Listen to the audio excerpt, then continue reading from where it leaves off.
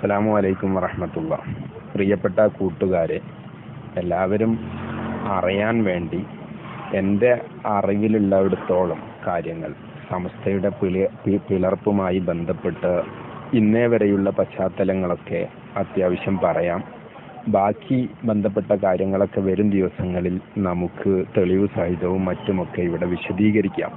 ഗ്രൂപ്പിലുള്ള ആളുകളെല്ലാവരും അത് കേൾക്കുകയും നിഷ്പക്ഷമായി വിലയിരുത്തുകയും ചെയ്യണമെന്ന് ഓർമ്മപ്പെടുത്തുന്നു. പ്രധാനപ്പെട്ട കാര്യങ്ങൾ മാത്രമേ ഇവിടെ പറയുന്നുള്ളൂ. സമസ്ത കേരള ജമിയത്തുൽ ഉലമ 1925 നിലവിൽ വരുന്നത്. 23 രൂപീകരിച്ച കേരള ജമിയത്തുൽ ഉലമ വഹാബി പ്രസ്ഥാനങ്ങൾ തട്ടിയെടുക്കുകയും അവർ രജിസ്റ്റർ ചെയ്യുകയും ചെയ്തിട്ടുണ്ടായിരുന്നു. അന്ന് ഐക്യസംഘം എന്ന പേരിൽ അവർ അനൈക്യം സൃഷ്ടിച്ചപ്പോഴാണ് സമസ്ത രൂപീകരിക്കേണ്ടി വന്നത്. സമസ്ത പലപ്പോഴും പിളർന്നിട്ടുണ്ട്. സംസ്ഥാന എന്ന പേരിലും അതിൻ്റെ മുന്നേ ദക്ഷിണ കേരള എന്ന പേരിലും ഒക്കെ പിളർന്നിട്ടുണ്ട്. സംസ്ഥാന വല്ലാതെ വളർച്ച കിട്ടാത്ത പ്രസ്ഥാനവും ദക്ഷിണ കേരള തൃശ്ശൂരിനപ്പുറത്തേക്ക് തെക്കൻ കേരളത്തിലേക്ക് വലിയ പ്രസ്ഥാനമായി നിലകൊള്ളുകയും ചെയ്യുന്നുണ്ട്. 89 AP-EK എന്നീ 2 പ്രസ്ഥാനമായി പിളരുന്നത്. പിളരാൻ ധാരാളം കാരണങ്ങളുണ്ട്. 89 ആ ഒരു വർഷത്തെ കാരണം മാത്രമല്ല, വർഷങ്ങൾക്ക് മുമ്പ് തുടങ്ങിയ വിവിധ പ്രതിസന്ധികളാണ് 89 11 പേര് ഇറങ്ങിപ്പോരാനും അതിൽ 5 പേരിൽ ചിലർ 1-2 പേർ അപ്പുറത്തേക്ക് തന്നെ തിരിച്ചു പോവാനും 2-3 പേർ നിഷ്പക്ഷമാവാനൊക്കെ കാരണമായ ആ പിളർപ്പ് 89 ഉണ്ടാവുന്നത്. സമസ്തയിൽ വിശ്വാസം അർപ്പിക്കുന്ന സുന്നികൾ സമസ്തക്ക് മുമ്പും പിമ്പുമൊക്കെ വഖഫ് ചെയ്ത ധാരാളം വഖഫ് സ്വത്തുക്കൾ, അതിൽ 600ഓളം വഖഫ് സ്വത്തുക്കൾ മുജാഹിദ് പ്രസ്ഥാനക്കാർ തട്ടിയെടുക്കുകയുണ്ടായി. കോഴിക്കോട് സിറ്റിയിൽ മാത്രം പട്ടാളപ്പള്ളിയും മൊഹിദ്ദീൻ പള്ളിയും ഉൾപ്പെടെ 11ഓളം പള്ളികൾ വഹാബികൾ തട്ടിയെടുത്തു. അങ്ങനെ കേരളത്തിലെ ധാരാളം സ്ഥാപനങ്ങൾ വഹാബികളുടെ വലയത്തിലായി. വഹാബി പ്രസ്ഥാനവും ജമാഅത്തെ ഇസ്ലാമിയും കേരളത്തിൽ പലയിടത്തും വളരാൻ തുടങ്ങി. വഹാബികൾ ചിലയിടത്തൊക്കെ മക്ബറ പൊളിച്ചു. 100 കണക്കിന് സ്ഥാപനങ്ങൾ അവരെ കയ്യിലായി. 100 കണക്കിന് വഖഫ് സ്വത്തുക്കൾ അവരെ കയ്യിലായി. മാത്രമല്ല, പുളിക്കൽ മദീനത്തുൽ ഉലൂം, ഫാറൂഖ് കോളേജിലെ റൗദത്തുൽ ഉലൂം, സുല്ലമുസ്സലാം അറബി കോളേജ് തുടങ്ങി ഗവൺമെന്റിന്റെ കീഴിലുള്ള എല്ലാവിധ ഓറിയന്റൽ കോളേജുകളും അവർ തട്ടിയെടുത്തു. വഹാബികൾ തട്ടിയെടുത്തു. സർക്കാർ കോളേജുകളൊക്കെ അവരെ അധീനതയിലായി.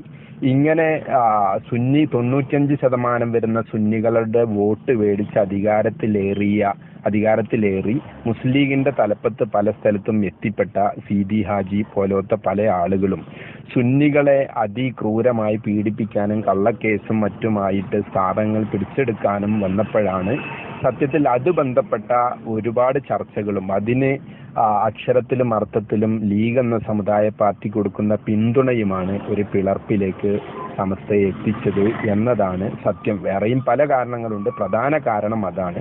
അതുകൊണ്ട് തന്നെ 89 ശേഷം, പിളർപ്പിന് ശേഷം കേരളത്തിലെ ഒരു പള്ളിയും ഒരു മദ്രസയും വഹാബികളും മൗദൂദികളും സുന്നികളത് പിടിച്ചെടുത്തിട്ടില്ല.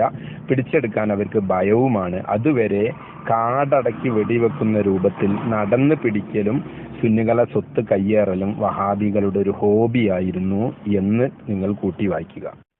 സമസ്ത 89 പിളർന്നതിന് ശേഷം സമസ്തയുടെ പോഷക സംഘടനകളായ SYS, അതായത് സമസ്ത കേരള സുന്നി യുവജന സംഘം, അത് AP വിഭാഗത്തിന്റെ, അതായത് 6 പേരുടെ കൂടെ ഉറച്ചു നിന്നു.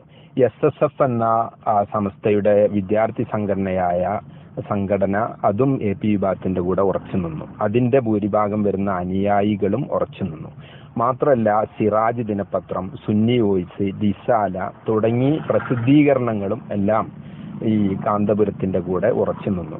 അപ്പുറത്ത് സമസ്തയുടെ 2 സംഘടന പിളർന്നതിന് ശേഷം, ഇറങ്ങിപ്പോന്നതിന് ശേഷം താജുൽ ഉലമ ഉള്ളാൾ തങ്ങളും കാന്തപുരവും ഉൾപ്പെടെ 6 പേര് ബാക്കിയുള്ള പുറത്തുള്ള മെമ്പർമാരെയൊക്കെ ഉൾപ്പെടുത്തി 40 അംഗ മുഷാവറ രൂപീകരിക്കുകയും അതിന് അംഗീകാരം മേടിക്കുകയും രണ്ടും സമസ്ത കേരള ജമിയത്തുൽ ഉലമ എന്ന പേരിൽ അറിയപ്പെടുകയും അത് ഏതാണ് യഥാർത്ഥ സമസ്ത എന്നത് പലപ്പോഴായിട്ട് കോടതിയിൽ കേസ് നടന്നുകൊണ്ടിരിക്കുകയാണ്. ഇപ്പോഴും അത് കേസ് നടന്നുകൊണ്ടിരിക്കുകയാണ്. ഹൈക്കോടതിയിലാണ് പ്രശ്നമുള്ളത്. ഇനി അത് സുപ്രീം കോടതിയിലേക്ക് പോകും.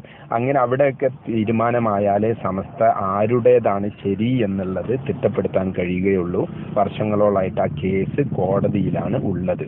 അതുകൊണ്ട് തന്നെ ആരുടെ സമസ്തയാണ് ഒറിജിനൽ സമസ്ത എന്ന് പറയാൻ ആർക്കും പറ്റാത്ത അവസ്ഥയാണ് നിലവിലുള്ളത്.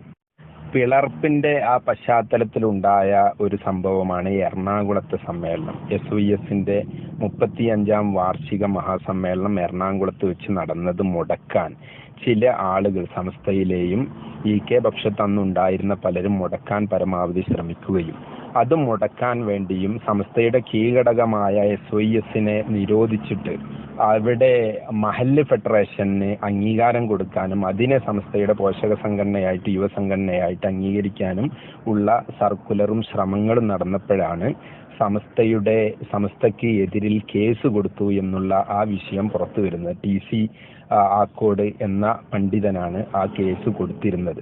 അത് കണ്ണിയത്തിനും ശംസുൽമക്കും എതിരെ മാത്രമായിരുന്നില്ല, സമസ്തയുടെ മുഴുവൻ ആളുകൾക്കെതിരായിരുന്നു. ജൻബോഡി വിളിക്കാതെ യോഗം കൂടാൻ പാടില്ല എന്ന് പറഞ്ഞിട്ട് ആണ് കേസുണ്ടായത്. അതിൽ കേസിലെ പ്രതി ചേർക്കപ്പെട്ടത് കണ്ണിയത്തും ശംസുൽമ മാത്രമല്ല, അന്ന് സമസ്തയിലുണ്ടായിരുന്ന വൈസ് പ്രസിഡന്റ് ഉള്ളാളം തങ്ങളും അതുപോലെ കാന്തപുരം ഒക്കെ ഉൾപ്പെടെയുള്ള എല്ലാവരും അതിൽ അംഗങ്ങളായിരുന്നു, പ്രതി ചേർക്കപ്പെട്ടിരുന്നു. പക്ഷെ ഒരാളും കോടതിയിൽ പോവേണ്ടി വന്നില്ല. കോടതി ആ യോഗം സ്റ്റേ ചെയ്യുകയും എറണാകുളത്തെ സമ്മേളനം നടത്താൻ അത് കാരണം സാധിക്കുകയും ചെയ്തു.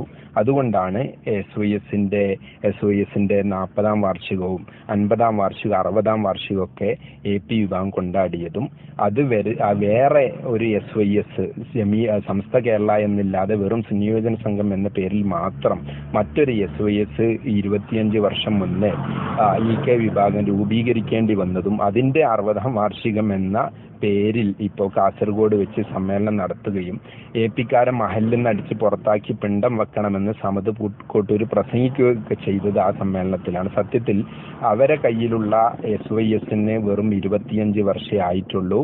അവരെ കയ്യിലുള്ള SKSSFന് വെറും 25 വർഷമേ ആയിട്ടുള്ളൂ. ഒറിജിനൽ SYSും ഒറിജിനൽ SSFും കാന്തപുരത്തിന്റെ കൂടെയാണ് പിളർപ്പ് മുതലുള്ളത്.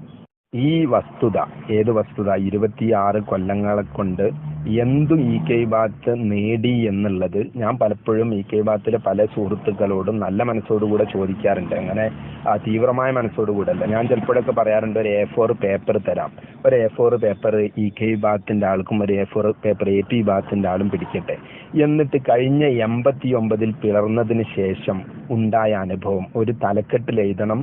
6 പണ്ഡിതന്മാർ AP പക്ഷത്ത് അധികാരമില്ല, വിപ്ലവമില്ല, അതില്ല, ഇതില്ല, പണമില്ല, പ്രതാപമില്ല, ഒന്നുമില്ല. EK പക്ഷത്ത് എന്തുണ്ട്? 18 MLA-മാരും കേന്ദ്രഭരണവും കേരള ഭരണം, ചീഫ് വിപ്പ്, MP ഭൂരിപക്ഷം, മഹല്ലും കാര്യവും പ്രതാപവും കണ്ണിയത്തും സംശയവും ഒക്കെ ഉണ്ടായിട്ട് 26 കൊല്ലങ്ങളെ കൊണ്ട് നിങ്ങൾ എന്ത് കേരളത്തിൽ കാഴ്ചവെച്ചല്ലോ, ഇന്ത്യയിൽ എന്ത് കാഴ്ചവെച്ചു എന്ന് A4-ൽ നിങ്ങൾ എഴുതണം. ഇപ്പുറത്ത് AP-ക്കാര് വെറും 6 ആളുകൾ നേതൃത്വത്തിൽ തട്ടിക്കൂട്ടിയ പ്രസ്ഥാനം എന്തു ചെയ്തെന്ന് അവരും എഴുതട്ടെ. അങ്ങനെ വരുമ്പോൾ EK വിഭാഗം വെറും 0 ആയി അധപ്പതിക്കുന്ന രംഗം AP-ക്കാരെ തുലനം ചെയ്യുമ്പോൾ വളരെ മോശമായ ഒരവസ്ഥ. എന്ന് വെച്ചാൽ അവരുമായി തുലനം ചെയ്ത് നമ്മൾ തട്ടിച്ചു നോക്കുമ്പോൾ AP-ക്കാരെ 100-ൽ 8%, 5% വളർച്ചയെ വിദ്യാഭ്യാസ, ജീവകാരുണ്യ, വിപ്ലവ പ്രവർത്തന രംഗത്ത് EK വിഭാഗത്തിന് കൈവരിക്കാൻ സാധിച്ചിട്ടുള്ളൂ എന്നുള്ള യഥാർത്ഥ സത്യാവസ്ഥ നമുക്ക് ബോധ്യപ്പെടും. ഞാനിതൊക്കെ പറയാൻ കാരണം, കേൾക്കുന്ന ആളുകൾ നല്ല മനസ്സോടുകൂടെയാണ് നിങ്ങൾ നേതാക്കന്മാരോട് ചോദിക്കണം, എന്താണ് 26 കൊല്ലം കൊണ്ട് നമ്മൾ ചെയ്തത്. ഒരു ഇപ്പോൾ അടുത്തിറങ്ങിയ സുപ്രഭാതവും അതുപോലെ തന്നെ മജ്‌ലിസുൻ നൂർ ഉൾപ്പെടെ ഇപ്പം അടുത്ത കാലത്തുള്ള ചില പ്രവർത്തനം അല്ലാതെ അതിന്റെ മുന്നേ എന്തു നേടി? വിപ്ലവ പ്രവർത്തനങ്ങൾ എന്ന് പറയുമ്പോൾ ഞാൻ പറഞ്ഞല്ലോ, ഇപ്പുറത്ത് 6 ആളുകളെ കാന്തപുരത്തിന്റെ കൂടെയുള്ളൂ. അതിന് കേന്ദ്ര ഭരണമോ കേരള ഭരണമോ MLA MP ഒന്നുമില്ലാതെ കാന്തപുരം നടത്തിയ സേവനങ്ങളും, അപ്പുറത്ത് ശംസുലുലമയും കണ്ണിയത്തും കേരളത്തിലെ 18 MLA-മാരും ചീഫ് വിപ്പും ഭരണപക്ഷവും 2 MP-മാരും കേന്ദ്ര ഭരണവും എല്ലാവരും മഹാഭൂരിപക്ഷം മഹല്ലുകളും ജനങ്ങളും അനുയായികളും ചന്ദ്രികയും പത്രപ്രസിദ്ധീകരണം എല്ലാം ഉണ്ടായിട്ടും 26 കൊല്ലക്കാലങ്ങളെ കൊണ്ട് 89 മുതൽ ഇന്ന് വരെയുള്ള കൊല്ലക്കാലങ്ങളെ കൊണ്ട് കേരളത്തിൽ എന്തു നേടി എന്നുള്ള ഒരു ചർച്ചയ്ക്ക് ഒരു മേശയുടെ മുന്നിൽ ഇരുന്ന് ചർച്ച ചെയ്യുകയാണെങ്കിൽ കെ വിഭാഗത്തിന് തല താഴ്ത്തി എഴുന്നേറ്റ് പോവേണ്ടി വരും. ഉള്ള ഊർജങ്ങളൊക്കെ വെച്ച് കാന്തപുരത്തിന്റെ പിന്നാലെ പപ്പപ്പ പാടി അവരെ എതിർക്കാൻ നോക്കി, അവരെ ശത്രുപക്ഷത്ത് നിർത്തി ഇല്ലാതെയാക്കാൻ ശ്രമിച്ചു എന്നല്ലാതെ ഒരു നന്മയുടെ പ്രവർത്തനം കാര്യമായി അടുത്ത കാലത്ത് വരെ കെ വിഭാഗം ചെയ്തിട്ടില്ല. പഴയ കാലത്തെ പട്ടിക്കാടും ദാറുൽ ഹുദയും നന്ദിയും ഒക്കെ നിലനിർത്തി എന്നല്ലാതെ ഒരു വിപ്ലവ മുന്നേറ്റം നടത്താൻ കാന്തപുരത്തിനെ പോലെ കെ വിഭാഗത്തിന് കഴിഞ്ഞില്ല. ഉള്ള ഊർജം മുഴുവൻ കാന്തപുരത്തിനെ ഇല്ലാതെയാക്കാനും കൊല്ലാകൊല ചെയ്യാനും മാത്രമാണ് ചെലവഴിച്ചത്. കാന്തപുരം ചെലവഴിച്ചതുപോലെ അത് സമുദായത്തിന് വേണ്ടി ഊർജം ചെലവഴിക്കാൻ കെ വിഭാഗം തയ്യാറായിരുന്നുവെങ്കിൽ ഇന്ന് കേരളത്തിലല്ല ഇന്ത്യയിലെ ഏറ്റവും വലിയ ധർമ്മ വിപ്ലവ പ്രസ്ഥാനമായിട്ട്, ജീവകാരുണ്യ പ്രസ്ഥാനമായി, സാംസ്കാരിക പ്രസ്ഥാനമായി സമസ്ത മാറുമായിരുന്നു. കെ വിഭാഗം മാറുമായിരുന്നു. മുസ്ലിമീങ്ങൾ ഉയരുമായിരുന്നു. പക്ഷെ അതൊന്നും ചെയ്യാതെ വായിൽ തോന്നിയത് കോതക്ക് പാട്ട് എന്നുള്ളവർക്ക് നിരന്തരം കാന്തപുരത്തിന്റെ പിന്നാലെ നടന്ന് കഫം തിന്ന് വളരെ മോശവും മൃഗീയവുമായി പീഡിപ്പിക്കുന്ന ഒരവസ്ഥയാണ് കഴിഞ്ഞ നാളിൽ മുഴുവൻ കണ്ടത്. അതൊക്കെ നിങ്ങൾ എന്റെ സംസാരം കേൾക്കുമ്പോൾ വിലയിരുത്തുക. നിങ്ങൾ കഴിഞ്ഞ നാളുകൾ ചിന്തിക്കുമ്പോൾ നിങ്ങൾക്ക് മനസ്സിലാവും. ഇപ്പൊ തിരിച്ച് അതേ നാണയത്തിൽ കെ വിഭാഗം ചെയ്യുന്നത് പോലെ, മുജാഹിദ് ജമാഅത്തും ചെയ്യുന്നത് പോലെ, അല്ലെങ്കിൽ മുക്കൂട്ട് മുന്നേ എല്ലാവരും കൂടെ കാന്തപുരത്തിന് എതിരിൽ ചെയ്യുന്ന അതേ രീതിയിൽ തിരിച്ചടിക്കാൻ കാന്തപുരത്തിന്റെ അനുയായികൾക്ക് പറ്റാത്തത് കൊണ്ടല്ല. പക്ഷെ അതിന്റെ പേരിൽ ഈ സമുദായത്തിനെ വീണ്ടും വിള്ളലും പിളർത്തലുമാക്കിയിട്ട് തമ്മിലടിപ്പിച്ച് മറ്റ് ഫാസിസ്റ്റുകളെ കൊണ്ട് നാസിസ്റ്റുകളെ കൊണ്ട് ചോര കുടിപ്പിക്കേണ്ട ആവശ്യമില്ല. നമുക്ക് നമ്മളെ പണിയുണ്ട്. മറ്റവരൊക്കെ സമയം ശരിയാകുമ്പോൾ നല്ല നിലക്ക് വന്നോളും എന്ന് കരുതിയിട്ടാണ് കാന്തപുരം അപ്പണിക്കൊന്നും പോവാത്തത്. അപ്പൊ അസേരി തങ്ങൾ മമ്പുറത്ത് വെച്ച് നടത്തിയ പ്രസംഗം ഞാൻ കേട്ടതാണ്. കൂറ്റനാടിനെ പറ്റിയും നാട്ടികനെ കുറിച്ച് അവരൊക്കെ മൂദേവികളാണ്, നെഞ്ചു പിളർന്ന് ചത്തുപോകുന്നു വരെ പറഞ്ഞതൊക്കെ ഏതൊരു ഹിന്ദു പെണ്ണിനെ കുഴിച്ചിട്ടു എന്നൊക്കെ പറഞ്ഞാണ്ട് ഭയങ്കര സംഭവം. അതിന്റെ ഒക്കെ പിന്നാലെ കൂടുകയാണെങ്കിൽ എന്തെല്ലാം സംഭവങ്ങൾ ഉണ്ടാവുമായിരുന്നു. അതുപോലെ തന്നെ ഈ കൊടുവള്ളി എത്തിങ്ങാനൊക്കെ ഇപ്പൊ അടുത്ത് കുട്ടികളെ കൊണ്ടുവന്ന ഒരു വിഷയം, അതുപോലെ തന്നെ ഖുർആനിൽ സ്വർണം കടത്തിയ വിഷയം, മദ്രസ കത്തിച്ചത്, പള്ളി കത്തിച്ചത്, വിമോചനയാത്ര കൊളമായത്, കൊളയായി പറഞ്ഞാൽ അത് ദീനിൽ വിശ്വാസമുള്ള എല്ലാവരും അവിടെ എത്തണം എന്ന്, തിരുവനന്തപുരത്ത് എത്തണം എന്ന് പറഞ്ഞിട്ട് പലരും ബഹിഷ്കരിച്ചത്, അത് ബന്ധപ്പെട്ട് കുറെ അലസതകൾ, അമ്പലക്കടവിനെ പുറത്താക്കിയത്, കാസിമിനെ പുറത്താക്കിയപ്പോ കാസിമിനെ കിട്ടിയപ്പോ അത് അയാളെ ഞങ്ങളെ സംഘടനയിൽ കാന്തപുരം സംഘടനയിൽ എന്നത്, മുസ്തഫൽ വൈസിന് എടുക്കാന്ന് അവരെ വെച്ച് ചൂഷണം ചെയ്യാൻ പോകാത്തത്, അതുപോലെ 110 കോടിയുടെ ചാനൽ മുടങ്ങിയത്, അതിൽ ഡാൻസും കൂത്താട്ടവും അനിസ്ലാമിക പ്രവർത്തനമൊക്കെ കെ വിഭാഗം ചെയ്തത്, അത് പൂട്ടിപ്പോയത്, അതുപോലെ തന്നെ വാട്സപ്പിലും FBയും തുറന്നുകാണ്ട് ഓരോരുത്തർക്കെതിരിൽ തനി മോശം പ്രയോഗങ്ങൾ നടത്തുന്നത്, മദ്രസ പിരിവ്, മദ്രസയിലൂടെ പല വിഷയത്തിലെ അനാവശ്യ പിരിവുകൾ നടത്തുന്നത്, ഹുദവികളൊക്കെ അവസ്ഥ എന്താണ് ഇപ്പം? അവർക്ക് ഒരു പണ്ഡിതൻ എന്ന് പറഞ്ഞാണ്ട് ഒരു ഇസ്ലാമിക ഷിയോറോടുകൂടെ തലകെട്ടും ജുബൈറ്റാണ് അവർ നടക്കുന്നത്. അങ്ങനെ ഇസ്ലാമിന്റെ ഫാഫി കോയ്സ് എന്നും ഹുദവി എന്നൊക്കെ പറഞ്ഞിട്ട് ഇസ്ലാമിന്റെ ഷിയാറുകൾ തകർക്കുന്നത്, അങ്ങനെ ഖാദിയുടെ മരണം, പട്ടിക്കാട്, നന്ദി തുടങ്ങി എന്തെല്ലാം വിഷയം ഇഷ്യൂ ആക്കാനും പ്രശ്നമാക്കാനും ഉണ്ട്. അതിനൊന്നും കാന്തപുരം പോകുന്നില്ല, അതിന്റെ പിന്നാലെ നടക്കുന്നില്ല. മറിച്ച് അതൊന്നും നമ്മൾ വിഷയാക്കണ്ട. അവർക്ക് പരമാവധി സേവനങ്ങൾ ചെയ്യുക. എല്ലാ തെറ്റുകളും എല്ലാവർക്കും പലപ്പോഴും അങ്ങോട്ടും ഇങ്ങോട്ടൊക്കെ പറ്റിയേക്കാം. അതൊക്കെ അള്ളാഹു പുറത്തെടുക്കട്ടെ, നല്ലവർക്ക് പോവുക എന്നല്ലേ കാന്തപുരം പലപ്പോഴും പറഞ്ഞത്. സമസ്തയിലെ സ്വാഭാവികമായ പിളർപ്പ് എന്ന് ഞാൻ പറഞ്ഞല്ലോ, അത് ദക്ഷിണയും സംസ്ഥാനമൊക്കെ പിളർന്നതുപോലെ AP വിഭാഗത്തിനെ ഫ്രീ ആക്കി വിട്ടിട്ട് അവരെ ജോലി ചെയ്യട്ടെ, ഞങ്ങളെ ജോലി ചെയ്യാം, 6 ആളുകളും അനുയായികളും അല്ലേ എന്ന് കരുതി മാറി നിൽക്കുന്നതിന് പകരം ആ വിഭാഗത്തിനെ സകല ഉഷിരും ശേഷിയും ഉപയോഗപ്പെടുത്തി ഇല്ലായ്മ ചെയ്യാൻ ശ്രമിച്ചു എന്ന് മാത്രമല്ല, നാളെ 26 വർഷത്തോളമായിട്ട് അവരെ പിന്നാലെ കൂടി ബുദ്ധിമുട്ടിക്കാനും വെറുപ്പിക്കാനും സങ്കടപ്പെടുത്താനും വിഷമിപ്പിക്കാനുമാണ് കെ വിഭാഗം ചെയ്തുകൊണ്ടിരിക്കുന്നത്. ഒരുപാട് പേരെ, ഒരുപാട് മഹല്ലുകൾ അവർ പിടിച്ചെടുത്തു. ഒരുപാട് അരീക്കാട് പള്ളി പ്രശ്നം എന്ന പേരിൽ അവർ കാന്തപുരത്തിനെതിരെ കുപ്രചരണം നടത്തി. അരിവാൾ സുന്നികളാക്കിയിട്ട് തരം താഴ്ത്തി, താമര സുന്നികളായി മുദ്രകുത്തി, ചവാൻ മർക്കസിൽ വന്നതും ഗൗഡ മർക്കസിൽ വന്നതും വലിയ വിവാദമാക്കി. 14 ദിവസത്തെ സനത് കൊടുക്കുന്നുണ്ടെന്ന് പറഞ്ഞ് വ്യാപകമായി കൊട്ടിഘോഷിച്ചു. മർക്കസ് പണയപ്പെടുത്തിയെന്നും പറഞ്ഞു. മർക്കസ് ട്രസ്റ്റിന്റെ കീഴിലാണ് എന്നും കുടുംബസ്വത്താണെന്നും കാന്തപുരത്തിന്റെ മകന്റെയും മരുമകന്റെ ഒക്കെ പേരിലാണെന്നൊക്കെ പറഞ്ഞു. അങ്ങനെ വിവാദങ്ങൾ സൃഷ്ടിച്ചു. കുവൈത്ത് കരാറിന്റെ പേരിൽ വിവാദം ഉണ്ടാക്കി. മുസ്ലിം ആക്കുന്ന കുറെ ആളെ അങ്ങനെ നോട്ടീസ് അടിക്കേണ്ടെന്ന് പറഞ്ഞ് വിവാദം ഉണ്ടാക്കി. അതുപോലെ തന്നെ 8 റക്അത്ത് തറാവീഹ് നിസ്കരിക്കുന്ന ആളാണ് എന്നും സ്ത്രീ പള്ളി പ്രവേശനം നടത്തുന്ന പള്ളിയിൽ നിൽക്കുന്ന ആളാണെന്നും അതുപോലെ കാറ് മേടിക്കുന്ന വിഷയം, കേരളയാത്രയുടെ വിഷയങ്ങളും തീവ്രവാദവും കാശ്മീരിൽ നിന്ന് കുട്ടികളെ കൊണ്ടും തീവ്രവാദത്തിനാണെന്ന് പറഞ്ഞിട്ടും ചേകനൂര് വിഷയത്തിൽ കാന്തപുരത്തിനെ അറസ്റ്റ് ചെയ്യണമെന്ന് പറഞ്ഞും ടൈഗർ സുന്നിയാണെന്ന് പറഞ്ഞും ക്രൈം മാസിക പൊക്കിപ്പിടിച്ചും വ്യാപകമായി കള്ള നോട്ടീസ് ഇറക്കി മുടിയും ചട്ടിയും മസ്ജിദിന്റെ പേരിൽ കള്ളത്തരം ചെയ്യുന്ന ആളാന്ന് പറഞ്ഞിട്ടും ഇങ്ങനെ നൂറുകണക്കിന് സംഭവങ്ങൾ കാന്തപുരത്തിന്റെ മേലെ വെച്ച് കെട്ടി. ഇനിയുമുണ്ട്. സമുദായ രാഷ്ട്രീയ പാർട്ടിയായ ലീഗിന്റെ മുജാഹിദ് സപ്പോർട്ട് നയങ്ങളും ജമാഅത്ത് സപ്പോർട്ട് നയങ്ങളും ഒക്കെ വെച്ച് അതിന്റെ പേരിൽ പ്രതികരിച്ച് ഒരു പിളർപ്പായതുകൊണ്ട് സ്വാഭാവികമായും ലീഗ് മറുപക്ഷത്ത് ഇ കെ പക്ഷത്ത് കൂടുകയും അത് ലീഗ് അവരെ രാവും പകലും പൂർണ്ണമായി സഹായിക്കുകയും ചെയ്തു. അങ്ങനെ വരുമ്പോൾ ഒരു പക്ഷത്ത് ഇന്ത്യൻ യൂണിയൻ മുസ്ലിം ലീഗും അതിന്റെ അക്കാലത്തെ 18 MLA-മാരും ചീഫ് വിപ്പും 2 MP-മാരും അതുപോലെ തന്നെ കണ്ണിയത്ത് ഉസ്താദും ശംസുലുമ ഉൾപ്പെടെയുള്ള മഹാപണ്ഡിതന്മാര് 6 പേര് കഴിഞ്ഞിട്ട് അല്ലെങ്കിൽ ഒരു 8 പേരോ 10 പേരോ കഴിഞ്ഞിട്ട് ബാക്കി 30ഓളം പേര് ആ പക്ഷത്ത് വലിയ വലിയ ചക്രവർത്തിമാരായ പണ്ഡിതന്മാരും ആ പക്ഷത്തുണ്ട്. കേന്ദ്രത്തിന്റെ ഭരണം കോൺഗ്രസ് ആയതുകൊണ്ട് അതിന്റെ സപ്പോർട്ടും അവർക്കുണ്ട്. പക്ഷെ അവര് ആ യോഗ്യതകളും ആ ഭാഗ്യങ്ങളും ആ അധികാര പിൻബലങ്ങളും കേരളത്തിലെ മഹാഭൂരിപക്ഷം വരുന്ന മഹല്ലുകളും അതുപോലെ മഹാഭൂരിപക്ഷം വരുന്ന സുന്നി അനുയായികളും ഒക്കെ അവരെ കയ്യിലുണ്ടായിട്ടും അതെല്ലാം കൂടെ ആ അധികാരങ്ങൾ മുഴുവൻ വെച്ച് കാന്തപുരം വിഭാഗത്തെ തേച്ച് മായ്ച്ച് കളയാനും ഇല്ലാതെയാക്കാനും കൊല്ലാകൊല ചെയ്യാനുമാണ് ഈ നിമിഷം വരെ ചെയ്തുകൊണ്ടിരിക്കുന്നത്.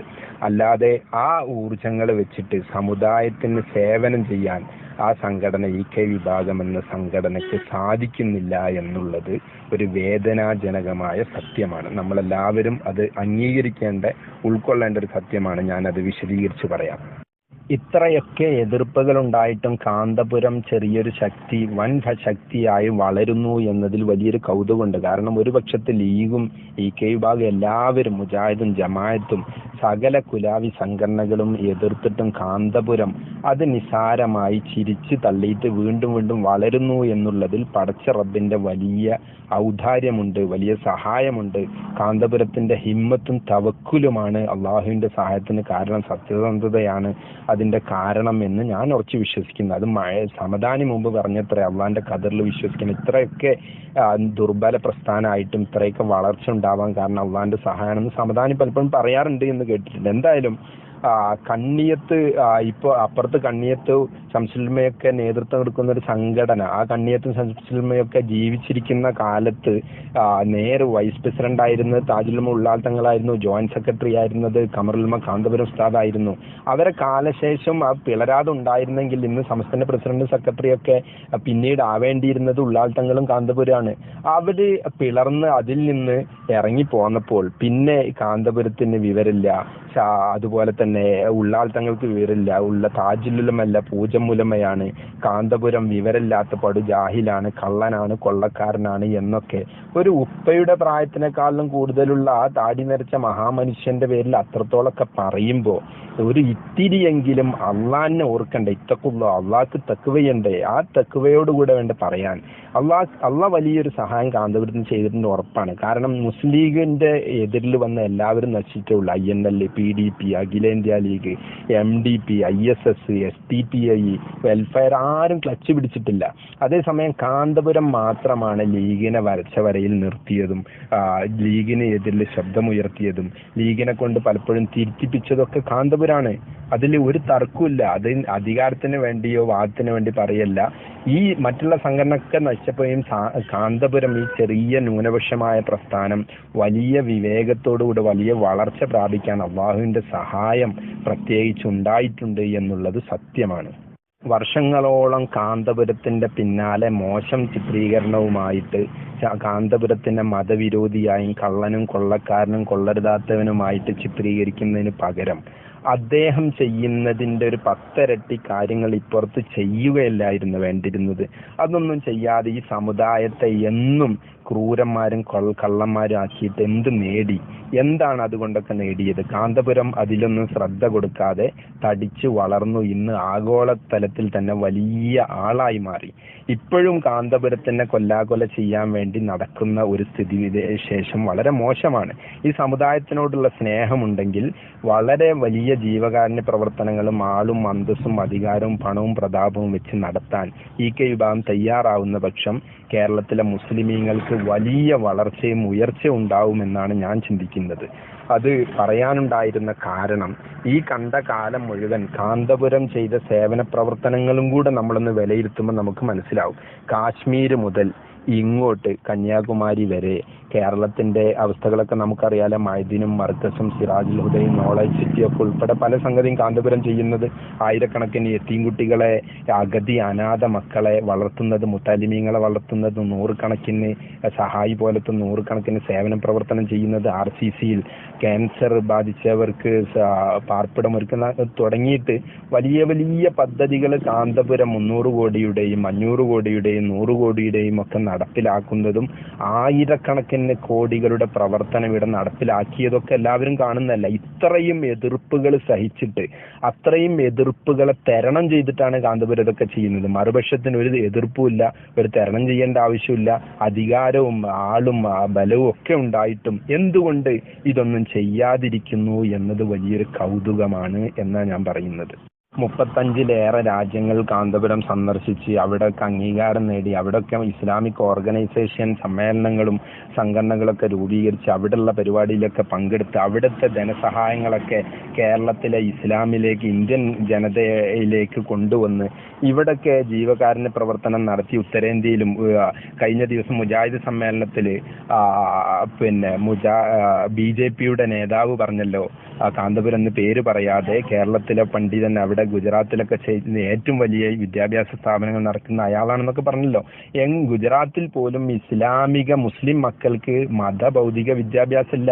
അവർക്ക് ഖുർആൻ എന്താണെന്ന് അറിയില്ല, അവര് ഇസ്ലാമിനെ പറ്റി അറിയില്ല, അവർക്ക് ഭൗതിക വിദ്യാഭ്യാസം ഇല്ല. അതൊക്കെ തടയപ്പെട്ടവരടുത്തൊക്കെ പോയിട്ട് മുസ്ലിമീങ്ങൾക്ക് സ്പെഷ്യൽ സ്കൂളുകൾ തുറന്നിട്ട് അതിന് തുടങ്ങാനുള്ള സാമ്പത്തിക സഹായം പലയിടത്തുനിന്ന് ഇരന്ന് വാങ്ങിച്ച് കൊണ്ടുപോയി ആയിരക്കണക്കിന് സ്കൂൾ തുറന്നു. ലക്ഷക്കണക്കിന് കുട്ടികൾക്ക് വിദ്യാഭ്യാസം നൽകി അവരെ ഈ കൈ പിടിച്ച് ഉയർത്തിയിട്ട് അവരെ കൊണ്ട് ഭരണരംഗത്തേക്കും അഭ്യസ്ത രംഗത്തേക്കും ഉദ്യോഗസ്ഥ രംഗത്തേക്കും അവരെ കൊണ്ടുവരുന്ന പണി കാന്തപുരം എടുക്കുന്നില്ല എന്നായിരിക്കും പറയാൻ പറ്റുമോ? ഇതല്ലേ കാന്തപുരം ചെയ്യുന്നത്? അപ്പൊ ഇതിനൊക്കെ വളരെ നിന്ദ്യതയോടുകൂടി 6 ആളുകൾ ചെയ്യുന്ന സേവനം 30 ആൾക്ക് 32 ആൾക്ക് ചെയ്യാൻ പറ്റിയില്ല എന്നുള്ള അസൂയയോടുകൂടെ എല്ലാവരും കൂടെ സംഘടിച്ച് കാന്തപുരത്തിനെ എതിർക്കുന്നതിലുള്ള കാര്യം എന്താണെന്നാണ് നമുക്ക് പിടുത്തം കിട്ടാത്തത്. അത് വളരെ അശ്ലീലമാണ്, അനാവശ്യമാണ് അത്തരം എതിർപ്പുകൾ എന്നാണ് എനിക്ക് പലപ്പോഴും തോന്നിയത്. അതുകൊണ്ടാണ് ഈ ഗ്രൂപ്പിൽ പലപ്പോഴും പറഞ്ഞത് അങ്ങനത്തെ ചർച്ചകൾ നമുക്ക് വേണ്ട എന്നുള്ളത്.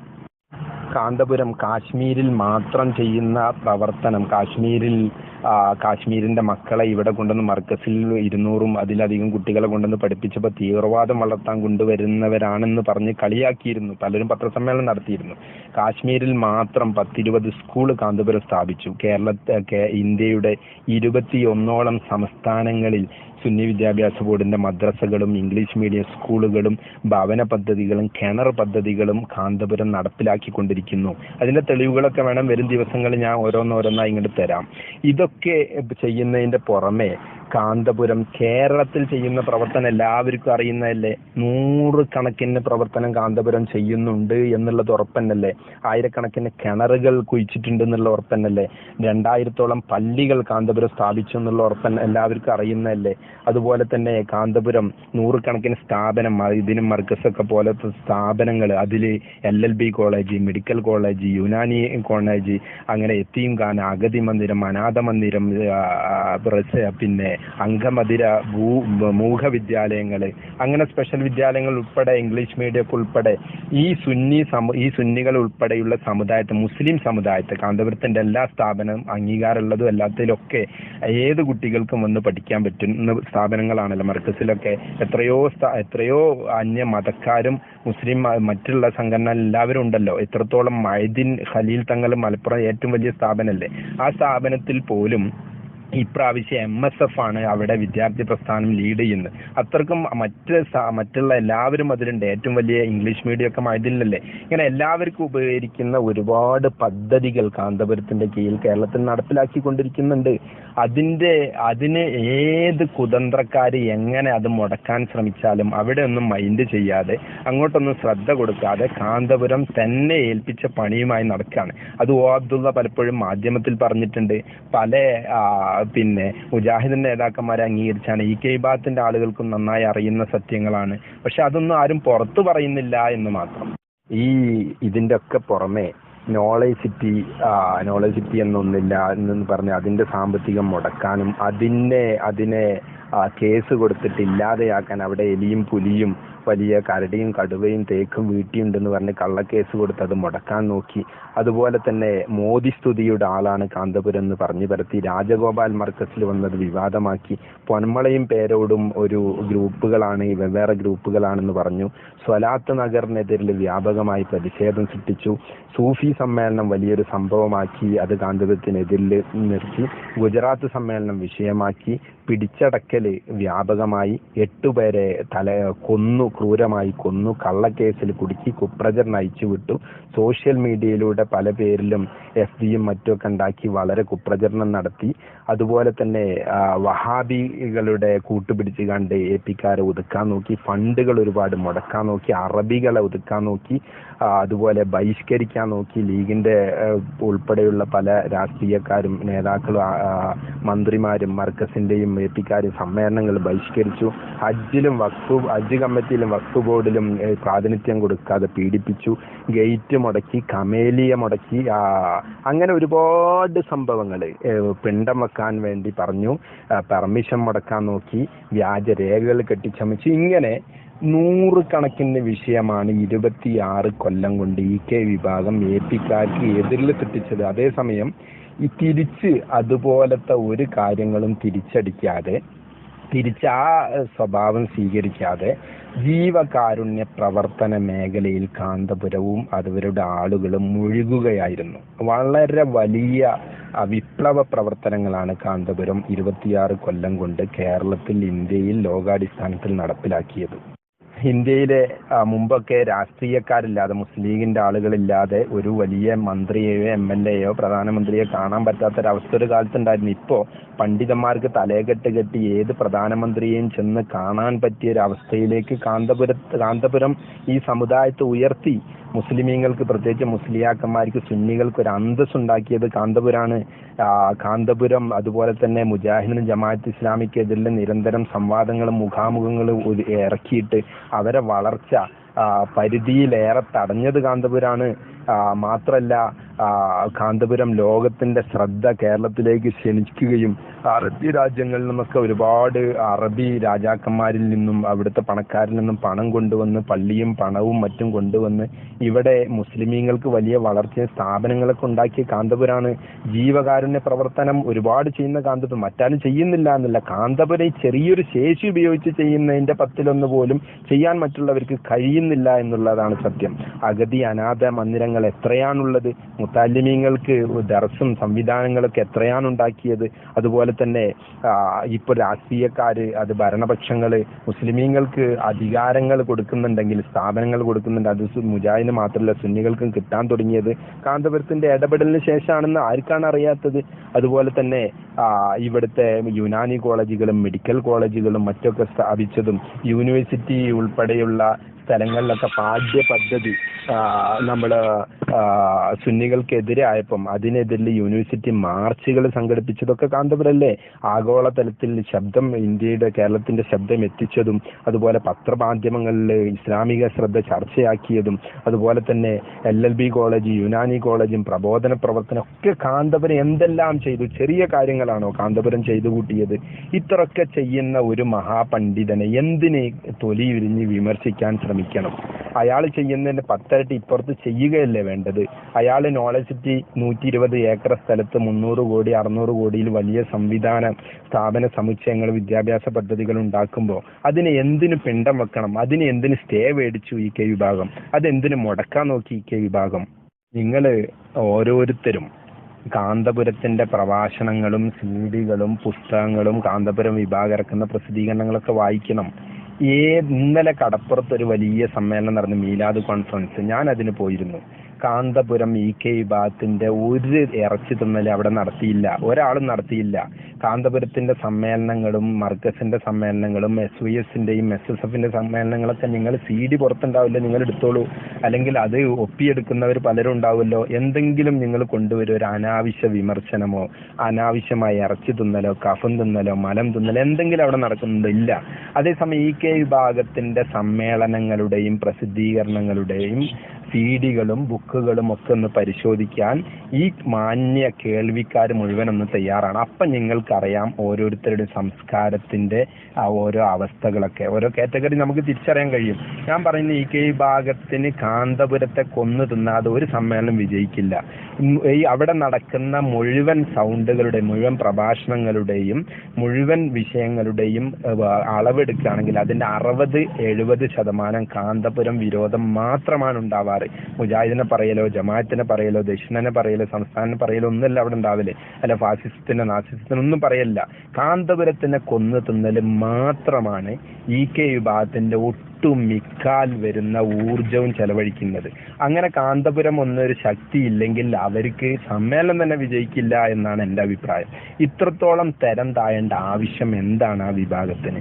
എന്തിനാണ് ഊർജം മുഴുവൻ കൊണ്ടുപോയി നശിപ്പിക്കുന്നത്? ഞാനത് എത്ര ചിന്തിച്ചിട്ടും ഒരു പിടുത്തം കിട്ടുന്നില്ല. പല EK വിഭാഗക്കാരോട് സ്വസ്ഥമായിരുന്ന് നല്ല നിലക്ക് ചോദിക്കുമ്പോൾ അവർക്കൊന്നും ഇതിന് ഉത്തരം പറയാൻ പറ്റില്ല. ഒരു വലിയ പണ്ഡിതൻ എന്നോട് പറഞ്ഞു, അതൊക്കെ ചെറുപ്പക്കാരുണ്ടാക്കിയെടുക്കുന്ന ഓരോ വലകളെ, അമ്പലക്കടവിനെ പോലത്തെ പലരും തലയിലിട്ട് കണ്ട് ആ ഉസ്താദ് ഒഴിഞ്ഞു മാറി. ഇങ്ങനെ വാല് തലയെ നിയന്ത്രിക്കുന്ന ഒരു അവസ്ഥയും ആ സംഘടനയിൽ ഉണ്ട് എന്ന് പറഞ്ഞു കേൾക്കുന്നു. EK വിഭാഗം ഈ അടുത്ത് തുടങ്ങിയ ഒരു പ്രസിദ്ധീകരണമാണ് സുപ്രഭാതം പത്രം. അത് നല്ലതാണ്, തുടങ്ങിയത് നന്നായി. കുറെ കാന്തപുരത്തിന്റെ മാംസം തിന്നൽ പതിവാക്കുന്നുണ്ട് എങ്കിൽ പോലും കുറെ ദഅവത്ത്, കുറെ നല്ല കാര്യങ്ങൾ മുസ്ലിം വീടുകളിൽ എത്താൻ ഒരു പരമാവധി കാരണമാവുമല്ലോ. അപ്പോ അത് എന്നോ തുടങ്ങിയത് ഉണ്ടായിരുന്നു. 25 കൊല്ലം മുന്നേ ആ വിഭാഗം EK വിഭാഗം തുടങ്ങേണ്ട ഒരു വിഷയം അത് ഇപ്പൊ അടുത്ത കാലത്ത് തുടങ്ങി. 25 കൊല്ലം എന്തു ചെയ്തു അവര്? സിറാജ് പത്രത്തിനെ കളിയാക്കി. അത് നോട്ടീസ് പത്രാണ്, വിളക്ക് പത്രാണ്, അത് ആരുമില്ലാത്ത പത്രാണ്, ആളില്ലാത്ത പത്രാണ്. അതിന്റെ കുറ്റും കുറവും നോക്കി പിന്നാലെ നടന്നു. അന്ന് അവർക്ക് ബുദ്ധി തോന്നിയില്ല, ഇങ്ങനെയെങ്കിലും ഒരു പത്രം ഞങ്ങൾക്കും വേണം എന്നുള്ളൊരു ബുദ്ധി അവർക്ക് തോന്നിയില്ല. തോന്നിയത് 24 കൊല്ലം കഴിഞ്ഞതിന് ശേഷമാണ്. മജ്ലിസുൻ നൂറിന്റെ മുമ്പ് EK വിഭാഗത്തിന്റെ മെയിൻ പണി എന്തായിരുന്നു? ആ സ്വലാത്ത് നഗറിനെയും ദിക്റുകളെയും സ്വലാത്തുകളെയും പരമാവധി കളിയാക്കുക, അതിനെ നിന്ദിക്കുക, അതിനെ തരം താഴ്ത്തുക. ഇപ്പൊ മജ്ലിസുൻ നൂറുകളും അതുപോലെ ദിക്റും സ്വലാത്തും നഗരികളും പല സ്ഥലത്തും EK വിഭാഗം സംഘടിപ്പിക്കാൻ തുടങ്ങി. ഇങ്ങനെ ഓരോ വിഷയം. ഈ ഖുർആൻ റസ്മുൽ ഉസ്മാനി ഇറക്കിയപ്പോൾ AP-ക്കാർ വേറൊരു ഖുർആൻ ഇറക്കിയിട്ടുണ്ട് എന്നും പറഞ്ഞ് വ്യാപകമായി പ്രചരണം നടത്തിയിട്ട് AP-ക്കാർക്കെതിരെ റസ്മുൽ ഉസ്മാനി ഇറക്കിയതിന്റെ പേരിൽ കള്ളപ്രചരണം നടത്തിയ ആളുകൾ പിൽക്കാലത്ത് റസ്മുൽ ഉസ്മാനി സ്വീകരിക്കേണ്ടി വന്നു. ഓരോ വിഷയത്തിലും ഇപ്പൊ നോളജ് സിറ്റിക്കൊക്കെ ഇപ്പം എതിർത്ത് ഓടി നടക്കുന്നുണ്ടെങ്കിലും ഇനി ഒരു 10 വർഷം കഴിയുമ്പോൾ EK വിഭാഗത്തിന് തോന്നും ആ എതിർപ്പല്ല വേണ്ടത്, നമ്മൾ അതിനേക്കാളും വലുതാണ് തുടങ്ങേണ്ടത്. പക്ഷെ അത്തരത്തിലൊരു വലുതോ ആയാലും ചെറുതായാലും തുടങ്ങാനുള്ള ഒരു ശേഷിയോ ഒരു വലിയ കാന്തപുരത്തിന് ഖലീൽ തങ്ങളെ പേരോടിനെ പോലത്തെ ഒരു നേതൃത്വമോ ഒരു ലീഡർഷിപ്പോ ആ സംഘടനയിൽ ഇല്ല എന്നുള്ളതാണ് സത്യം. ചെറുപ്പക്കാർക്ക് തോന്നിയതുപോലെ അവർ എഴുതുക, പറയുക, ഇതാണ് സത്യത്തിൽ EK വിഭാഗം എന്നത്. അവർക്ക് നല്ലൊരു ലീഡേഴ്സ്, ഒരു പക്വമായി ചിന്തിക്കുന്ന ഒരു ദീർഘവീക്ഷണമുള്ള വലിയൊരു നേതൃത്വം ഉണ്ടായിരുന്നുവെങ്കിൽ കേരളത്തിലെ APയും ഈ മുജാഹിദ് ജമാഅത്തിനെ എല്ലാവരെയും കവിച്ചു വെക്കുന്ന വലിയ വിപ്ലവ പ്രസ്ഥാനമായി ഈ കേബാത്തിന് മാറാൻ കഴിയുമായിരുന്നു. ഇനിയും ശ്രമിച്ചാൽ മാറാൻ കഴിയും. പക്ഷേ അവരിൽ അത്രത്തോളം ദീർഘവീക്ഷണമുള്ള മതഭൗതിക വിദ്യാഭ്യാസമുള്ള ഒരു തന്റേടമുള്ള അസൂയയും അഹങ്കാരമൊന്നും ഇല്ലാത്ത വലിയൊരു ലീഡർ നേതൃത്വമില്ല എന്നുള്ളതാണ് സത്യം. പിന്നെ മുസ്ലിം ലീഗ്, ഞാൻ പലപ്പോഴും മുസ്ലിം ലീഗിനെ പല വിഷയത്തിലും മുസ്ലിം ലീഗിന്റെ പല പ്രവർത്തനങ്ങളും എന്നെ സ്വാധീനിക്കാറുണ്ട്, ഞാനതിനെ ആശംസിക്കാറുണ്ട്. അതേസമയം ലീഗ് കെ വിഭാഗത്തിന്റെ കൂടെ നിന്ന് പലപ്പോഴും AP വിഭാഗത്തിനെ കൊല്ലാകൊല ചെയ്യാൻ പരമാവധി പരിശ്രമിച്ചു. 8 പേരെ കൊല്ലുന്നതിന്റെ പിന്നിലും അതിനു വേണ്ടി നിയമസഭ സഹായം ചെയ്തൊക്കെ ഈ ലീഗാണ് എന്നുള്ളത് പരമസത്യമാണല്ലോ. ആ ലീഗ് വർഷങ്ങളോളം 10-22 വർഷക്കാലം AP വിഭാഗത്തിനെ നായ തൊട്ട കലം പോലെ മാറ്റി നിർത്തി. സമ്മേളനത്തിന് ക്ഷണിച്ചാൽ ഈ ലീഗിന്റെ ഒരു മന്ത്രി ഒരു നേതാവും പോവില്ല. 10-22 വർഷക്കാലം പരമാവധി പീഡനങ്ങൾ നൽകിയിട്ട് AP വിഭാഗം റബ്ബർ പന്ത് പോലെ ഉയരുകയാണെന്ന് കണ്ടപ്പോൾ എല്ലാ എതിർപ്പും മാറ്റിവെച്ച് കഴിഞ്ഞ ഒരു 5-6 വർഷം, ഒരു 3-4 വർഷം AP വിഭാഗത്തിനോട് പരമാവധി സഹകരിക്കുകയും സകല സമ്മേളനത്തിൽ കെ വിഭാഗത്തിന്റെ എതിർപ്പുകൾ കവച്ചു വെച്ച് ലീഗിന്റെ നേതൃത്വം പോവുകയും ചെയ്തിട്ടുണ്ട്. APക്കാരൊരിക്കലും ലീഗിന്റെ വേദിയിലേക്ക് ഇങ്ങോട്ട് വന്നല്ല, ലീഗിന്റെ ആളുകൾ അങ്ങോട്ട് പോകാൻ തുടങ്ങി, പരമാവധി സഹകരണമൊക്കെ തുടങ്ങിയിരുന്നു. ആ ലീഗ് നേരത്തെ ചിന്തിക്കുകയാണെങ്കിൽ എന്തെങ്കിലുമൊക്കെ സംഭവിക്കുമായിരുന്നു. അതേസമയം ലീഗിന് അധികാരം കിട്ടിയപ്പോൾ ലീഗ് തിരിഞ്ഞുകുത്തി, ലീഗ് പരമാവധി AP വിഭാഗത്തിനെ വേട്ടയാടാൻ തുടങ്ങി. ഇതൊക്കെ കെ വിഭാഗത്തിന് വലിയൊരു സംഭവമായി, വലിയൊരു കൗതുകമായി അവർ മുതൽക്കൂട്ടി. അതേസമയം ലീഗിന്റെ നേതൃത്വം, പാണക്കാട് തങ്ങളും ലീഗിന്റെ നേതൃത്വം പറയുകയാണ്, ലീഗുകാർ മൊത്തം മുസ്ലിമീങ്ങളിൽ നിന്ന് മാറി നിൽക്കുക എന്ന് പറയുകയാണ്. മുജാഹിദിന്റെ നേതൃത്വം പറയാം മുജാഹിദിനെ മാറിക്കാൻ, ജമാഅത്തിനെ മാറിക്കാൻ, APക്കാരോട് മാറിക്കാൻ പറഞ്ഞാൽ പിന്നെ അതിൽ കെ വിഭാഗം എന്ന് പറയുന്ന ഒരു സാധനം ഇല്ലാതെയാവും, ഉറപ്പാണ്. ലീഗ് തലേ കയറിയ കുറെ ആളുകളല്ലാതെ വളരെ ചെറിയ ന്യൂനപക്ഷമേ കെ വിഭാഗത്തിന് വേണ്ടി മാത്രമുള്ള SKSFകാർ മാത്രമേ ഉള്ളൂ. അത് ലീഗ് കഴിഞ്ഞാൽ SKS കെ വിഭാഗം എന്നൊരു സാധനം ഇല്ലാത്ത അത്രത്തോളം ലീഗിന്റെ ആലയിൽ കൊണ്ടുപോയിട്ട് മതസംഘടനയെ എല്ലാ നിലക്കും കെട്ടിയിട്ടിട്ടുണ്ട് കെ വിഭാഗം.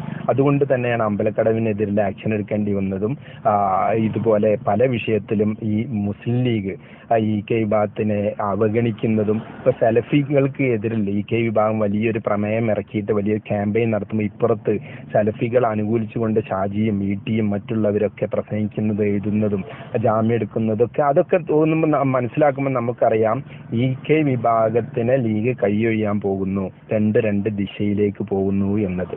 ഇവിടെ ലീഗ് വളരണം, ലീഗിനെ കെ വിഭാഗം, AP വിഭാഗം, മുജാഹിദ് ജമാഅത്തൊക്കെ ലീഗിന്റെ പൊതു പ്ലാറ്റ്ഫോമിൽ എത്തണം എന്നുള്ള വിശ്വാസക്കാരനാണ് ഞാൻ. മറ്റുള്ളവരെക്കാളിലും ഒക്കെ വിശ്വസിക്കാൻ നല്ല ലീഗ് തന്നെയാണ്. പക്ഷെ ലീഗ് നിൽക്കേണ്ടിടത്ത് ലീഗ് നിൽക്കേണ്ടിയിരുന്നു. ഒരു മുജാഹിദ് പിളർന്നപ്പോൾ എല്ലാവരെയും ഒരു കൊടക്കീയിൽ കൊണ്ടു നടക്കാൻ പഠിച്ച മുസ്ലിം ലീഗ് എന്തുകൊണ്ട് സമസ്ത പിളർന്നപ്പോൾ എറണാകുളത്ത് സമ്മേളനത്തിൽ പോകരുത് എന്ന് ശിഹാബ് തങ്ങൾ ഉൾപ്പെടെയുള്ളവർ പ്രഖ്യാപിക്കുകയും AP വിഭാഗത്തെ 100% ശത്രുപക്ഷത്ത് നിർത്തി വേട്ടയാടുകയും ചെയ്തത് എന്തിനാണ് എന്ന് ചില ലീഗുകാരോടൊക്കെ, ഗൾഫിലെ KMCCക്കാരോടൊക്കെ ഞാൻ ചോദിക്കാറുണ്ട്. അവർക്കൊന്നും കാര്യമായി മറുപടി തരാനുണ്ടാവാറില്ല. നേരത്തെ മനസ്സിലാക്കിയത് AP 6 ആളുകളെയല്ലേ ഉള്ളൂ, അവരൊന്നുമല്ലാതെയായി പോകും, അവരാണ്ട് റെഡിയാക്കുക എന്നാണ് ലീഗ് മനസ്സിലാക്കിയത്. പക്ഷെ ഇത്രത്തോളം വളരും എന്ന് സത്യത്തിൽ കാന്തപുരം പോലും മനസ്സിലാക്കിയിട്ടില്ല. ഇത്രത്തോളം വളർന്ന് വലിയ പ്രസ്ഥാനമായി, കാട്ടാറായി ചീറിപ്പാറി ഉയർന്ന് ലോകത്തെ വലിയ ശബ്ദമാവും, കേന്ദ്രത്തിൽ പോലും എത്തുന്ന വലിയ ശബ്ദമാവും കാന്തപുരം പ്രസ്ഥാനം എന്നത് സത്യത്തിൽ അവരാരും ധരിച്ചിരുന്നില്ല. ഇത്രത്തോളം വളർന്ന് പന്തലിച്ചപ്പോഴാണ് ഇത് അന്ന് അങ്ങനെയൊന്നും പറയേണ്ടിയില്ലായിരുന്നു, അത്രയും ശത്രുപക്ഷത്ത് നിർത്തേണ്ടിയില്ലായിരുന്നു എന്ന് ചിലപ്പോഴൊക്കെ ലീഗിന്റെ നേതൃത്വത്തിന് തോന്നാനുണ്ടായ കാരണം അത് തന്നെയാണ്. വിമർശനങ്ങൾ തന്നെ കാന്തപുരത്തിനെതിരിൽ നടത്തിയ 26 കൊല്ലത്തെ വിമർശനങ്ങൾ തന്നെ പലതും വെറും പൊഴിവാക്കാണ്, വെറും അസൂയ കൊണ്ടുണ്ടായതാണ് എന്ന് എല്ലാവർക്കും അറിയുന്നതല്ലേ. കാന്തപുരത്തിന്റെ കാറിനെയായിരുന്നു കുറെ വിമർശിച്ചത്. എന്തിനാണ് അദ്ദേഹത്തിന്റെ കാർ 24 മണിക്കൂറിൽ 18 മണിക്കൂർ അല്ലെ 20 മണിക്കൂറും കാർ യാത്രയെ അങ്ങോട്ടും ഇങ്ങോട്ടും ഓടി നടക്കുന്ന ഒരാൾ നല്ലൊരു ബെൻസോ നല്ലൊരു BMW നല്ലൊരു വാഹനമോ വാങ്ങിക്കുന്നത് എന്ത് തെറ്റാണുള്ളത്? അത് ഇസ്ലാമികമായി വല്ല തെറ്റുണ്ടോ? പിന്നെ കാന്തപുരത്തിന് പെട്ടി കൊടുത്തതും കാന്തപുരം പിരിവെടുത്തതൊക്കെ നിങ്ങൾ ആരും കൊടുക്കുന്നില്ല, നിങ്ങൾ അറിവുള്ളവരും കൊടുക്കുന്നില്ല എന്നത് സത്യമാണ്. നിങ്ങൾ കൊടുക്കാൻ സമ്മതിക്കില്ല. പിന്നെ എന്തിനാണ് ഈ കൈവ അതിന്റെ പിന്നാലെ നടന്ന് വിമർശിക്കുന്നത്? കോടിക്കണക്കിന് പിരിച്ചിട്ടുണ്ടെങ്കിൽ കോടിക്കണക്കിനുള്ള ആസ്തികളും മർക്കസിനും അതിന്റെ കീഴ് സ്ഥാപനങ്ങൾക്ക് ഇവിടെ ഉണ്ടെന്ന് ഉറപ്പന്നല്ലേ?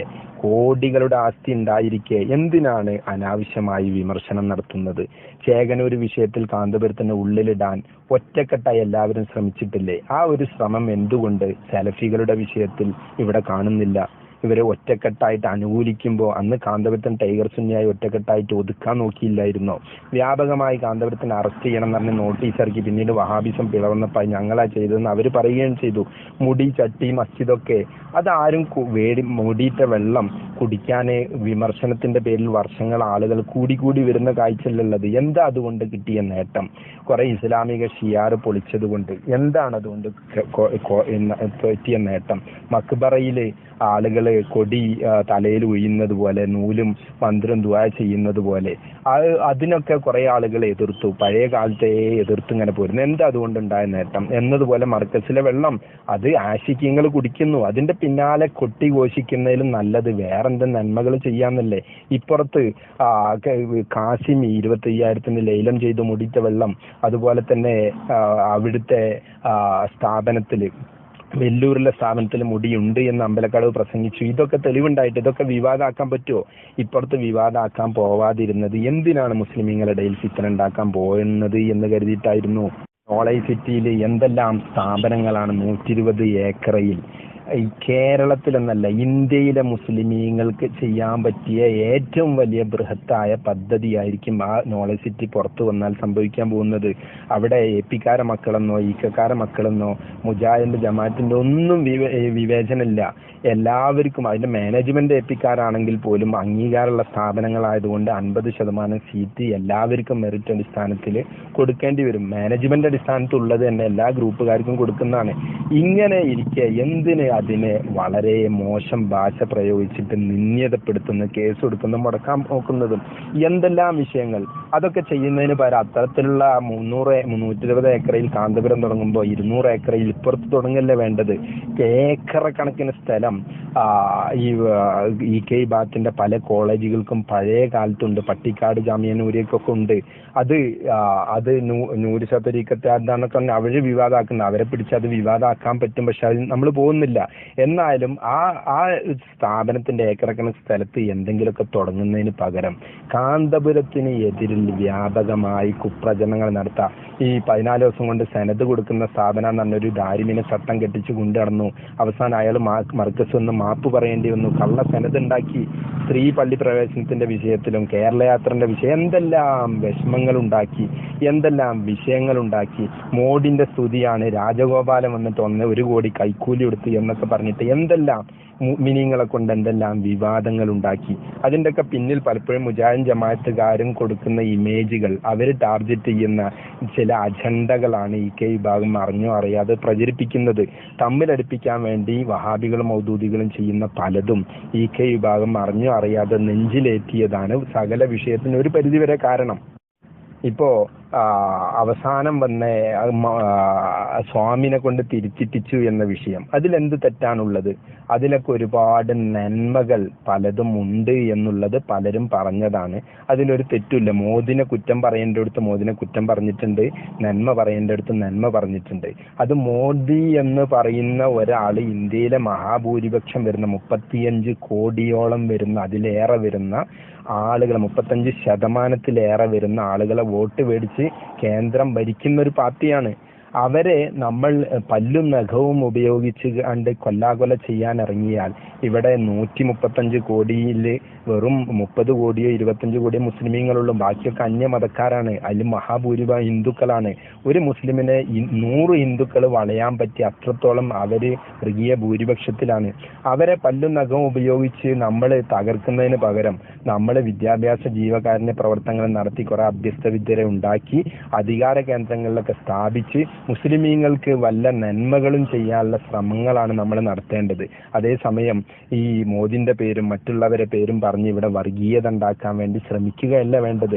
എന്തെല്ലാം തോന്നിവാസങ്ങളാണ് പലരും ചെയ്യും. താമര സുന്നി പറഞ്ഞു, അരിവാൾ സുന്നി എന്ന് പറഞ്ഞു. ഇപ്പം പിണറായിന്റെ അടുത്ത് മുമ്പ് കാന്തപുരത്തിന് അരിവാൾ സുന്നി എന്ന് പറയാൻ കാരണം പിണറായിനെയും അതുപോലത്തെ നായനാരും ES-നെയൊക്കെ മർക്കസ് കൊണ്ടുവന്ന് അവരെ കാണാൻ പോയത്. ഇപ്പോ പിണറായിനെ 2 തവണ കാണാൻ EK പോയി.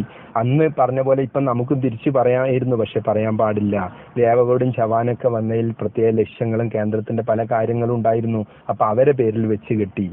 കാന്തപുരത്തിന്റെ മർക്കസും കോംപ്ലക്സും മറ്റൊക്കെ കുടുംബ സ്വത്താണ്, അത് മോന്റെ മരുവന്റെ ഒക്കെ പേരിൽ എഴുതി വെച്ചാൽ തന്നെ കള്ളപ്രചരണം നടത്തി. കമേലിയ ഹോസ്പിറ്റല് തൃശ്ശൂർ വന്നത് മുടക്കി. അത് മുടക്കിയെന്ന് മാത്രമല്ല, അതിനെ വിശ്വസിച്ചേൽപ്പിച്ച മുദ്രപത്രങ്ങൾ ഒപ്പുപത്രങ്ങളൊക്കെ എടുത്തിട്ട് മർക്കസിന്റെ കോംപ്ലക്സ് പണയപ്പെടുത്തി 5 കോടി മേടിച്ച് ശിഹാബ് തങ്ങളെയും കുഞ്ഞാലിക്കുട്ടിന്റെ പേരിൽ വരെ ഒപ്പിട്ട് കൊടുത്തു. അത് ശിഹാബ് തങ്ങളെ ഞാൻ ചെയ്തില്ല എന്ന് പറഞ്ഞ് നിഷേധിച്ചു. എന്തെല്ലാം സംഭവങ്ങൾ ഉണ്ടായിട്ടുണ്ട്. അവസാനം നശിപ്പിച്ചത് മുസ്ലിമീങ്ങൾക്ക് കേരളത്തിലുള്ള 300 സീറ്റുള്ള വലിയൊരു മെഡിക്കൽ കോളേജാണ് നശിപ്പിച്ചത്. ഇന്ന് അതുണ്ടായിരുന്നുവെങ്കിൽ 2 ബാച്ച് MBBS കേരളത്തിൽ ഇറങ്ങുമായിരുന്നു മുസ്ലിമീങ്ങളെ കൂട്ടത്തിൽ. അതായത് അതിന് മെറിറ്റ് അനുസരിച്ച് കിട്ടുന്ന ഒരു മാനേജ്മെന്റ് സീറ്റ് വെച്ച് നോക്കുകയാണെങ്കിൽ ഒരു 300ഓളം ഡോക്ടർമാര് മുസ്ലിമീങ്ങൾക്കായി കേരളത്തിൽ ഇറങ്ങുന്ന ഒരു അവസ്ഥയെ അന്ന് പാര വെച്ചിട്ട്, നോളജ് സിറ്റി പാര വെക്കാൻ നോക്കിയ പോലെ പാര വെച്ച് ഇല്ലാതെയാക്കി ലോൺ എടുത്ത് ആകെ നശിപ്പിക്കാൻ ശ്രമിച്ചില്ലേ. എന്തെല്ലാം വേണ്ടാത്തരങ്ങൾ നടത്തി. എന്താണ് ഇതിന്റെ ആവശ്യം? ആരാണ് ഇത് ഇത്രയും ക്രൂരമായ സംസ്കാരത്തിലേക്ക് EK വിഭാഗത്തിനെ തള്ളിവിട്ടത്? എന്താണ് ഇതുകൊണ്ടൊക്കെയുള്ള ആവശ്യങ്ങൾ? എന്നിട്ടോ സോഷ്യൽ മീഡിയയിലൂടെയും അതുപോലെ തന്നെ നഗരത്തിലൂടെയും സ്റ്റേജിലൂടെയും വേദികളിലൂടെയും വാക്കും പ്രവൃത്തിയും വെച്ചിട്ട് AK വിഭാഗത്തിനെ വളരെ മോശമായി അതിക്രമിച്ച് ആക്ഷേപിച്ച് സംസ്കാരശൂന്യമായി പെരുമാറുന്നത് എന്തിനാണ്? എന്താണ് ഇതുകൊണ്ടൊക്കെ നേട്ടം? കാന്തപുരം 26 കൊല്ലം കൊണ്ട് അത്ഭുതകരമായി വളരുക തന്നെയാണ്. എവിടെയും അൽഹംദുലില്ലാഹ് മുഖം കെട്ടിട്ടില്ല. പിന്നെ ആലിമീങ്ങൾ ജാഫി ഇമാം, ഹനഫി, ഹംബലി, മാലിക്, സുബ്കി, സുയൂത്തി എല്ലാവർക്കും ഈ ഇമാമിങ്ങൾക്ക് മുഴുവൻ ത്യാഗങ്ങളും പീഡനങ്ങളും ശത്രുക്കളിൽ നേരിട്ടിട്ടുണ്ട്. അതുപോലെ ചില പീഡനങ്ങളൊക്കെ കാന്തപുരത്തിന്റെ പരീക്ഷണങ്ങളൊക്കെ വന്നിട്ടുണ്ട് എന്നല്ലാതെ കാന്തപുരത്തിന്റെ ഒരു വിഷയത്തിലും തളർച്ചില്ലാതെ വൻ മുന്നേറ്റങ്ങളാണ് ഓരോ മേഖലയിലും നടന്നുകൊണ്ടിരിക്കുന്നത്. ഇത് നമ്മൾ തിരിച്ചറിഞ്ഞേ പറ്റൂ. ഇത് എന്തിനു 26 കൊല്ലത്തെ സ്റ്റേറ്റ്മെന്റ് പരിശോധിക്കാണ് എല്ലാവർക്കും അറിയാവുന്ന പകൽ സത്യല്ലത്. പിന്നെന്തിനാ കാന്തപുരം മുഖം കെട്ടു, അത് താഴോട്ട് പോയി പിളർന്ന് തളർന്ന് തരിപ്പണായി എന്നൊക്കെ ഇങ്ങനെ വാചാലത അടിച്ചിട്ട് എന്ത് കാര്യം? കാന്തപുരം അൽഹംദുലില്ലാഹ് വളർച്ചയിലാണ്. അള്ളാഹു ദീർഘായുസ്സും ആഫിയത്തും കൊടുക്കട്ടെ. ഞാൻ ഇത്രയും പറയുന്നത് നല്ല മനസ്സോടുകൂടെയാണ്. ഇതൊരു 10 പേരെങ്കിലും കേൾക്കും എന്ന് എനിക്ക് പൂർണ്ണ വിശ്വാസമുണ്ട്. എല്ലാവരും കേൾക്കണം. അള്ളാഹു എല്ലാവർക്കും കേൾക്കാനും സത്യം മനസ്സിലാക്കാനൊക്കെ തൗഫീക്ക് ചെയ്യട്ടെ.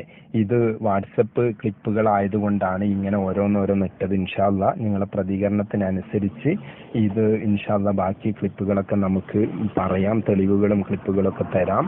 ഒന്നത്. മറ്റൊന്ന്, ആരോടുള്ള യോജിപ്പോ വിയോജിപ്പോ ഒന്നുമല്ല.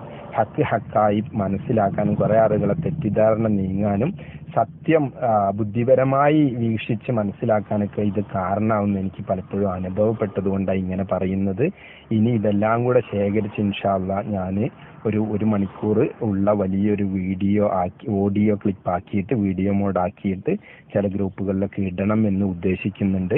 നിങ്ങളെ പ്രതികരണങ്ങളൊക്കെ നിങ്ങൾ അറിയിക്കണം. അള്ളാഹു ഹൈറും ബർക്കത്തും നമുക്ക് എല്ലാവർക്കും ചെയ്യുമാറാവട്ടെ. എനിക്ക് ആരോടും വിരോധം വിദ്വേഷമൊന്നുമില്ല. സംസാരത്തിലോ ഇടപെടലിലോ ആരായാലും, റിയാസ്ക്കായാലും കാസിംക്കായാലും ഏതൊരു മനുഷ്യനായാലും അത് അള്ളാന്റെ ഏത് സെറ്റായാലും, മുജാഹിദായാലും ജമാഅത്തായാലും നബീലായാലും ആരായാലും അവർക്കൊക്കെ എന്തെങ്കിലും വിഷമം പറ്റിയിട്ടുണ്ടെങ്കിൽ നിങ്ങളൊക്കെ ക്ഷമിക്കുക. നിങ്ങളോടൊക്കെ ക്ഷമ ചോദിക്കുന്നു. അത് ദീന് ഹക്ക് മനസ്സിലാക്കി പ്രചരിപ്പിച്ച് അങ്ങനെ തന്നെ ജീവിച്ച് നമുക്ക് മരിക്കണം. ആഖിറത്തിലെത്തുമ്പോൾ എല്ലാവരും ജയിക്കണം. റസൂലുള്ളാഹിനെ കൊല്ലാൻ വന്ന ആളെ വരെ റസൂലുള്ളാഹ് കാരുണ്യം ചെയ്തിട്ട് അവരൊക്കെ ഇസ്ലാമിലേക്ക് കൊണ്ടുവരാനും സ്വർഗം കൊടുക്കാനും ശ്രമിച്ചിട്ടുണ്ട്. പിന്നെ നമ്മളൊക്കെ ആരാണ്? അപ്പൊ നമുക്കൊക്കെ എല്ലാവരും രക്ഷപ്പെട്ട് കാണണം, എല്ലാവരും സന്തോഷിച്ച് കാണണം. ആരായിട്ടും ക്രൂരമായോ അസൂയയോ മറ്റുള്ള ഒന്നും നമ്മുടെ മനസ്സിലുണ്ടാകാൻ പാടില്ല. ഇല്ലതാനും. അള്ളാഹു നമ്മളെല്ലാവരെയും നന്നാക്കി തരട്ടെ. ഞാൻ നന്നാവേണ്ടി നിങ്ങളെല്ലാവരും ദുആ ചെയ്യണം.